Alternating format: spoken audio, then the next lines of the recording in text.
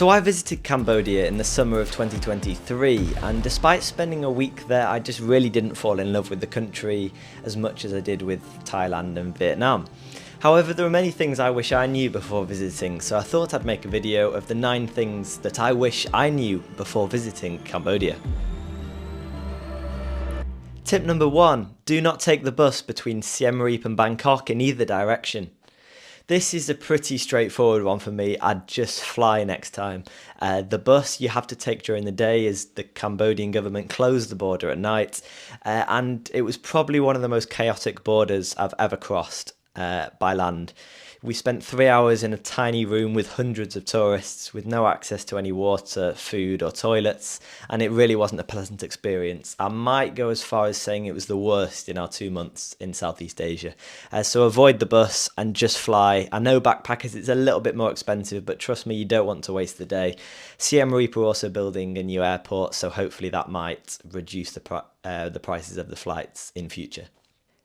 Tip number 2, cash is king in Cambodia and you're going to want to bring cash with you in US dollars. You won't be able to get riel in many places in the world, so if you bring dollars with you, you'll be able to exchange these.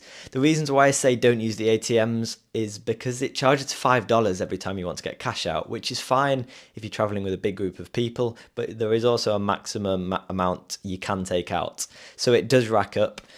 They also use the riel, which is tied to the dollar, so they use both interchangeably, but you'll always get cash back in dollars. So if you bring dollars with you, you don't have to pay for ATM prices. As well, the cash, it's quite confusing. I really didn't get used to it in the week. The lowest note is worth 100 riel, which is only worth about 10p. So they really stack up and you end up with a big wad of notes ending just paying for a coffee. I stacked this about this thick once, which was just chaos and just was way overcomplicated for me. So just stick to dollars if you're staying for a short time and can't get used to it. Number 3, well, bargaining is common, so don't be afraid to bargain. Particularly for taxis, they'll try and charge double the price, and to get around this, I'd download Bolt before you come. Bolt offer a fixed rate like they do anywhere else in the world, and you can order tuk-tuks for reasonable prices. Elsewhere, again, it's probably about double the local market stalls will charge you.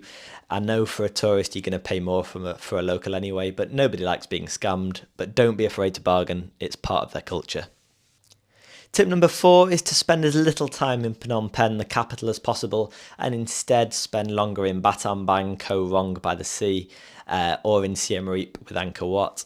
Phnom Penh, there isn't a lot to do at all. 2 nights there was more than enough, particularly because there's a small range of hostels. There's really just a Mad Monkey and Wanderers, and yeah, minimise your time there. Apart from the killing fields, which is obviously important to do, it's important to recognise their history. There isn't a lot else to do. Siem Reap, much nicer. You could just chill by the pool for a few days, or in Koh Rong, just relax. Phnom Penh wasn't top of my list and I had high expectations of it.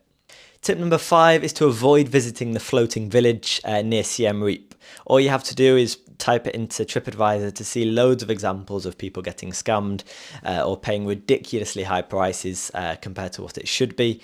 I'll put a few examples on screen of some tourist reviews. I didn't go personally, but I know a few people that did and they really regretted it. Tip number 6 is about Angkor Wat, and I can't believe I've mentioned 5 tips previously and not mentioned Angkor Wat. Well, if you're going to buy a pass there, you're going to want to get the one-day one, which is about $30 to $40, and wake up for sunrise and stay to sunset. We got there about midday and didn't realise we couldn't go in the following day to see sunrise. We thought it was a 24-hour ticket basically because it's called a one-day ticket. So don't make that mistake. If you want to see both, you've got to stay the whole full day. You can't go back in and re-enter to Angkor Wat. Tip number 7 is to fly again as much as possible in Cambodia. Unfortunately, the transport is nowhere near the levels of Thailand and Vietnam. Vietnam had really good luxury sleeper buses, and I don't complement transport very easily. Whereas in Cambodia, it was like small legroom on buses. It wasn't very comfortable, and they were quite long journeys for the distances because of the quality of the roads. So if you can fly or take maximum a couple of buses, but you don't want to be spending more than 6 hours in one of the minivans. And tip number 9 is to do with SIM cards. So use Metphone SIM card. They use 4G, or they have 4G all over Cambodia, and it was great. You might not be able to get eSIMs in the country depending on your phone plan, but you should be paying around $5 for 30 days with about 10 gigs of data. So it's slightly more expensive than Thailand and Vietnam, but don't get ripped off. You shouldn't be paying more than $10 at all for a month's data. And tip number 9 is in Siem Reap, stay with Ondra's hostel. Brilliant, one of the best hostels I think I've ever stayed in. They have a great wide range of hostels in Siem Reap, but with 2 pools, one of the best restaurants, hostel restaurants I've ever eaten at. Wanderers is your one to stay at for Siem Reap. So overall, those are the 9 things I wish I knew before visiting Cambodia in the summer. I hope you found them useful. You got them completely for free, so please, if you can, subscribe below. It doesn't cost you anything and it really helps push my channel.